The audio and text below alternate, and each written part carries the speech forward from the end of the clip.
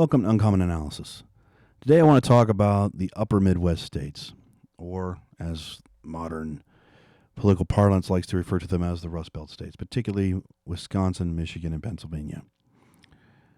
As anyone who's not politically unaware, these three states have been crucial in the last three elections in determining the win, and they are fundamentally crucial for the Democratic Party.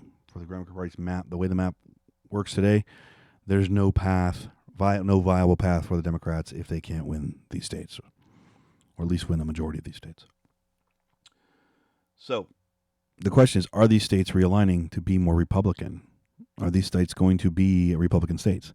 My answer would be yes, I do believe we are looking at a realignment. And a realignment that I believe has been long, long overdue. To put this in a little perspective, I happen to live in one of these states. I happen to live in this little blue dot county right there. That's called Allegheny County. Pittsburgh's based there. I don't live in Pittsburgh proper, but I live in the suburbs of Pittsburgh. And I've lived here, other than a brief stint in California, for almost 40 years. And I can tell you, I absolutely believe what is going on in these states is a realignment, and it is a realignment that is probably decades and decades overdue. I say that because when I moved here, I grew up conservative and as a Republican in the South. Born in the 70s, raised in the 80s, moved here in the mid-80s. I was here when Bush won this state in 1988. And then the state has been pretty much up until Trump reliably blue, at least at the presidential level since. I had a hard time understanding the state when I moved here from political perspective, because these people were not like the classic Democrats I had known growing up in the South. Most people, if you talk politics, and granted I was only a teenager, but when you talked politics, the differences between the Republicans and the Democrats were pretty solid. There was some big, noticeable difference in worldviews. Even as a teenager, you could see it. When I moved up here and I talked to people who were Democrat, their worldviews really weren't that much different than mine. They were far more conservative in their political ideology than they were the way they voted. To give you a perfect example, what I mean, John Fetterman kind of embodies in a lot of what the right seems surprised to hear him say since he's won election. A lot of what you would hear if you talk to your rank and file Democrat. They're not completely out in left field. They're not these wackadoo folks subscribing to this crazy ideology nonsense. They're not people who say, oh yeah, boys are girls and girls are boys. Some of them are. There's a small segment. But the majority of the Democratic base, Democratic voters in this area, that's not where they are. They just want fair shot at life, be left alone, raise their kids, go to church, right? And live a good life. That's all they want. They're blue-collar, working-class, salt-of-the-earth folks. That doesn't mean you don't have the overeducated morons advocating some of the dumbest things you've ever heard. There certainly is that segment here, but they're not the majority of them. If I happen to just randomly be in a bar any time in my life and just found out someone was a Democrat through conversation, most of our conversations about politics, we'd have disagreements certainly, but they would not be that far apart. They would not be sitting there advocating. They'll be, that's stupid. But that's where the party has gone. The party has left them behind. And they don't care. Because the party's run by that other set of wackadoo leftists that won't believe all this crazy crap. And these people have been loyal to this party largely because of generational loyalty, not because of anything personally. They're loyal because their fathers, their grandfathers, their great-grandfathers grew up working in the mines or the mills or the factories of this area back when the Democrats fought for the unions, fought for the rights of workers, fought against the bigger machine. And that's kind of why these people are Democrats. It's not because they're ideologically liberal. They're not. They're mostly conservative. But they have a loyalty that has been ingrained for multiple generations because of what the Democrats at one time did. And the Democrats have gone so far off the left that these people have finally said no. Their great-grandparents and grandparents are passing away. Sometimes their fathers and their parents are passing away, and these people are said no more. They've gone too far, and they're now realigning to more of what they really believe politically. And right now, without question, the Republican Party is far closer to where these people are than the Democratic Party, at least in the leadership. As such, you're seeing a realignment, and I believe this is a true realignment. I don't believe this was a flash in the pan. I also don't think it's going to be necessarily as extreme as some of the other realignments that we've seen. For example, like West Virginia was an extreme realignment. It went from one of the most reliably blue states, almost completely controlled by Democrats statewide and within the legislature, to now it is as red as you can get. You can't even get elected statewide as a Democrat. Every statewide office, I believe, is held by a Republican. The legislature of West Virginia is now a supermajority Republican. I mean, it has shifted so far right in such a short time.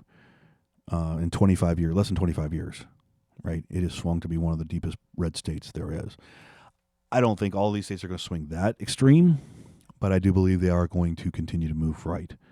I don't think their Democrats do not seem to be learning a thing at all from their victories or their losses. The leadership that they just put into power at their meeting a few weeks back is not going to help them one iota win back anybody in these areas. Not one. So going forward within 10 years or less, I would say the default behavior of these three states is going to be Republican at the national level. Sorry about that, guys. Now, there will always be exceptions to that rule because exceptional elections happen, right? The economy's bad, a bad administration, whatever, and states go different ways than they traditionally do. But I believe these states are going to be as reliably red as any southern state has been in recent history in a very short time. I'm not the only one who's asked this question. Here's an article from Vox back in 2017, asking the same thing. Is this a realignment? I'm not a huge fan of Vox, but I do read it because if you want to know what's going on, you got to consume data from all sides. And they point out a lot of things that have been reiterated over the last several cycles. College versus working class, minorities, union membership, etc., which were obvious in the 2016 election and even more obvious in the 2024 election. But this isn't, and they noticed that in this area, the movement right, even in 2016, was far more than the movement right in other parts of the country. And I believe that is a trend. In fact, Republicans, particularly in Pennsylvania, in this state, the registration, Democrats used to have a huge registration advantage. Huge registration advantage. It was like a 7-point registration advantage. It is now down. It used to be, I think, over 1 million more people are registered Democrat than Republican. And Pennsylvania is a closed primary state. You have to be registered to vote in the primary. You can't. It's not an open primary. You can't just show up and vote for who you want the Democrats primary. You want to vote for the Democrat primary, you have to be a member of the Democratic Party. Same thing with the Republican. And we've seen voter registration shrink to a couple 100,000 now. Democrats only have a couple 100,000 advantage when they used to have well over 1 million. So I do believe you're seeing a shift, a realignment, if you will. I do believe it. And I do believe that with that realignment, it is going to be impossible for Democrats to win all but the exception election. Why do I believe that? Well, let's look at the map. Let's look at the election. This is going back 1968. This is 1968's election. Keep an eye on this area of the country. 68, right? That was Nixon won. Nixon's re-election. Watergate fallout.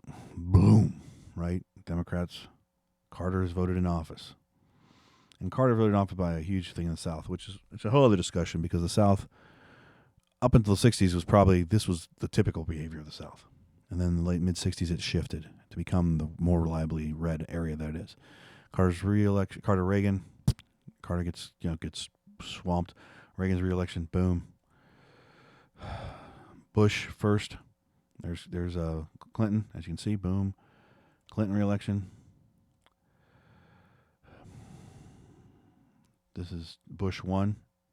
As you can see, they stayed blue. Bush 2, they stayed blue.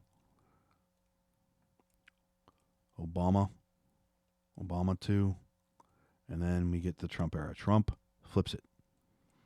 Biden flips it back. Trump flips it back again.